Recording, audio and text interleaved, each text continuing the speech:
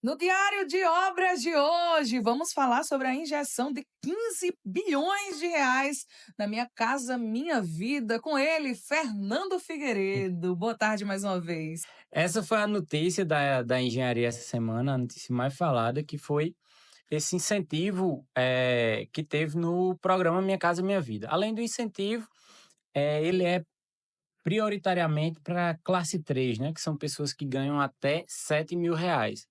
É um incentivo para justamente impulsionar a construção civil, haja visto que estava em crise. A gente falou outras vezes aqui na nossa coluna da crise de mão de obra, da crise da construção, do problema dos financiamentos. Acho que vocês lembram que eu trouxe até uma comparação entre uma bolha imobiliária e um boom. Então, a gente vem falando sobre isso e quem acompanha essa coluna já estava prevendo que ia ter alguma ação do governo federal para tentar diminuir essa crise, né, que tinha no setor imobiliário e na construção civil do país. Fernando, como vai ser, como você vê essa injeção desses 15 bilhões de reais nesse programa? É uma coisa boa? Quais são os pontos positivos e os pontos negativos? Tem um problema crasso aí, que estão a solução está sendo da forma ou no local incorreto, que é o quê? Você tem hoje uma consolidação dos impostos altíssimo. Isso é o que a gente vive não só na Constituição Civil, mas na realidade, uma carga tributária altíssima. E não houve nenhum processo de diminuir essa carga tributária. O que foi a solução? Manter a carga tributária altíssima e injetar recursos para sair financiamento, para sair empréstimo. Ou seja, a população vai contrair dívida. A solução foi essa e isso nunca vai dar certo.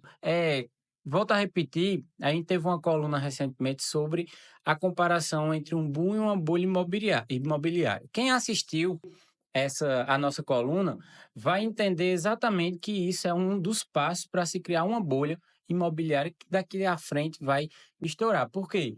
Porque não baixou a carga tributária, não baixou o quanto se paga de imposto. E você permitiu que as pessoas contraiam essas dívidas para o financiamento. E é total compreensível que essas dívidas vão acontecer porque as pessoas estão de aluguel, por exemplo, vai trocar a dívida do aluguel por uma dívida no banco, principalmente a Caixa Econômica. Então, vai contrair uma dívida e não vai ter recurso suficiente para pagar porque o imposto subiu, a carga tributária subiu ou permaneceu alta como está. Então, é ineficiente.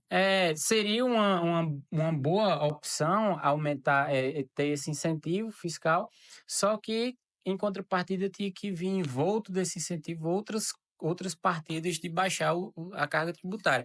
E para ser bem claro, para ser bem objetivo, por exemplo, se você for construir uma casa hoje, de 100 mil, você vai pagar em torno de 10 à prefeitura de imposto. Entre prefeitura e Receita Federal, você vai deixar R$ 10.000 de imposto para se construir. Então, isso é um absurdo. Como é que as pessoas vão conseguir operar esse recurso todo?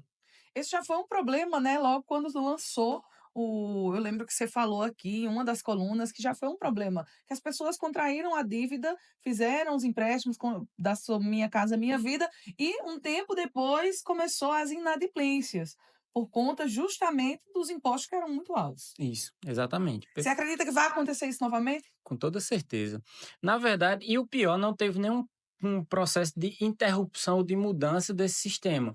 De forma ininterrupta, né? Desde quando foi lançado até hoje mudou o nome pela gestão, pelo governo, mas desde quando foi lançado é o mesmo sistema. Você entra em crise o sistema de construção civil, aí o governo vai e libera mais crédito, os bancos na inadimplência, o banco não vai quebrar. Então, com a inadimplência, o banco trava os financiamentos. Aí o governo vai e paga essa inadimplência, né? Dá uma contrapartida e libera novamente os financiamentos. Aí começa tudo novamente. E já aproveitando, qual seria a solução? Justamente no imposto. Os materiais estão caros, então a contrapartida tem que ser baixar os impostos que tem, né? Nos materiais, nos serviços, para que esses preços baixem e a população consiga construir. Aí, com os preços mais baixos, com acesso desse investimento, aí sim vem um incentivo para que libere crédito. Só liberar o crédito é um terreno fértil para inadimplência. E infelizmente a gente viu isso, né, e provavelmente é um cenário que vai se repetir. Fernando Figueiredo, eu queria que você dissesse para a gente como é que o pessoal vai conseguir saber mais sobre esses e outros assuntos acompanhando você. Nas redes sociais, né, eu uso praticamente duas de forma mais com mais abrangência, que é o YouTube, tem um canal lá, Direito à Engenharia. É para cá. Tem um canal lá no YouTube, Direito à Engenharia. Você me encontra falando semanalmente sobre obras, sobre direito, sobre essas interligações. E também no Instagram, Fernando Figueiredos. Tem um S no final. Você também me encontra diariamente tratando sobre esses temas.